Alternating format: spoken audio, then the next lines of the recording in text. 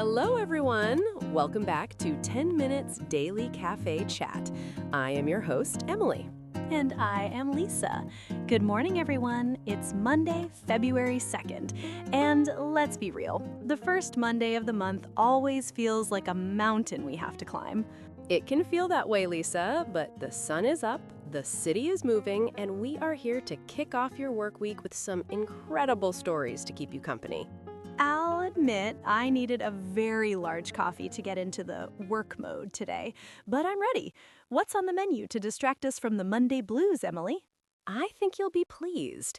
Today we are diving into a massive success for Marvel, some breaking cruise news, and a big shakeup from Apple for all our creative listeners out there. Marvel news? Is it actually good news? Because the last few shows were, well, they were a bit of a struggle to get through, honestly. I've been suffering from superhero fatigue. I hear you, and many people agree. But this time, it seems they've actually managed to set a new record and win back the fans. Ooh, a record breaker. I'm listening. I'm also very curious about that Apple news. I'm always looking for better tools for my side projects, but I'm always worried about the Apple tax. We'll cover all of that in depth, but first, today's keyword quiz. The keyword for today is metric. Metric? That sounds like something I learned in high school and immediately forgot. Are we talking meters and liters? Because my brain is still in imperial mode. Close, but in the context of business, media, and tech, a metric is a measurement or a standard for evaluation. It's a way to measure success. Keep listening to find out what specific metric is making heads turn at Marvel. A measurement of success. Okay, I can handle that. Let's get into the first story before my caffeine wears off. Let's start with the Marvel Cinematic Universe. They just released a new series called Wonder Man on Disney+, and the response has been absolutely massive. Wonder Man? I have to be honest, Emily. When they announced that, I thought, wait, is that real superhero name? It sounds like someone just made it up on the spot. Is he just a guy who's wonderful? He is a very real character, but the show is unique because it's a satire of Hollywood itself. And here's the big news.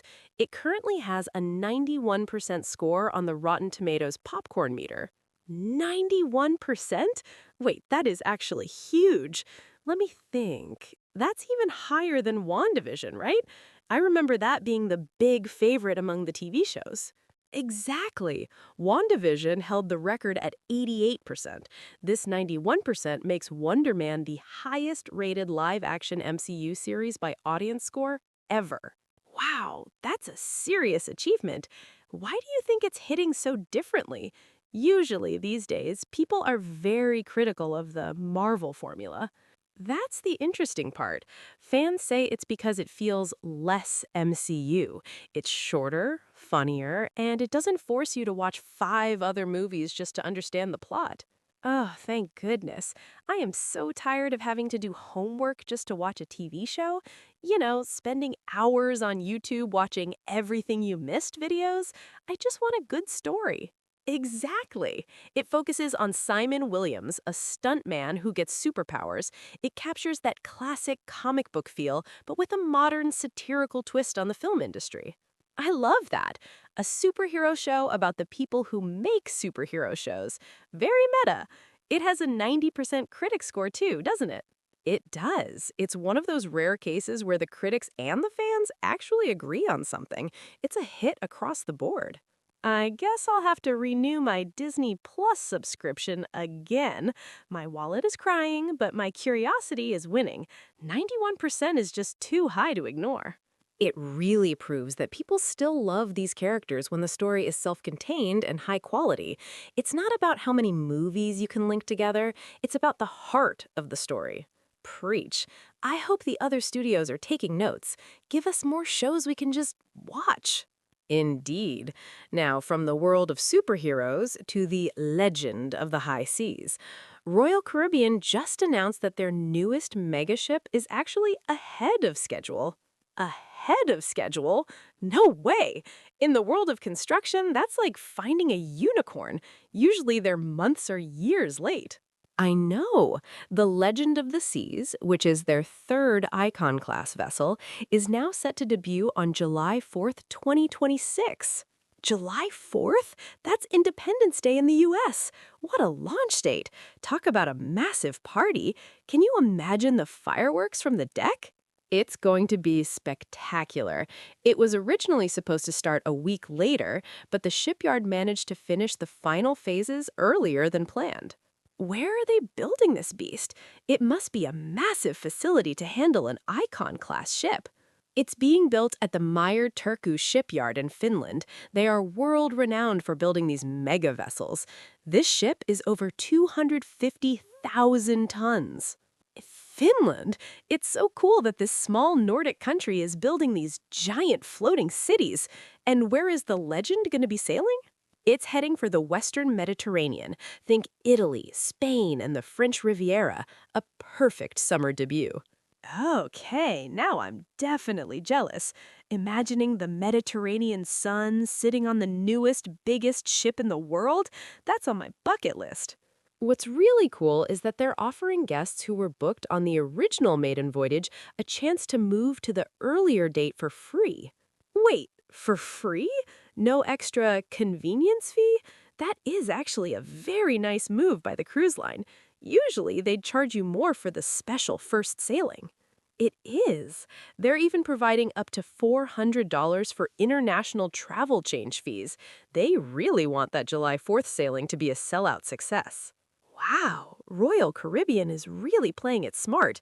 They get to show off their ship on a major holiday, and they gain a lot of goodwill from their fans. Definitely. It's a huge operation. These ships have entire water parks on the top deck and dozens of restaurants. Getting them open even a week early is an achievement. I definitely need to start saving my pennies, or maybe I can manifest a winning lottery ticket by July. Well, speaking of saving money and digital tools, our third story is a big one for the techies and creators. Oh, is this the Apple news that doesn't cost an arm and a leg? I'm ready to be surprised. It might surprise you. Apple just launched a new subscription service called Apple Creator Studio. Another subscription? Sigh, Emily, my credit card is already sweating. What are they bundling this time?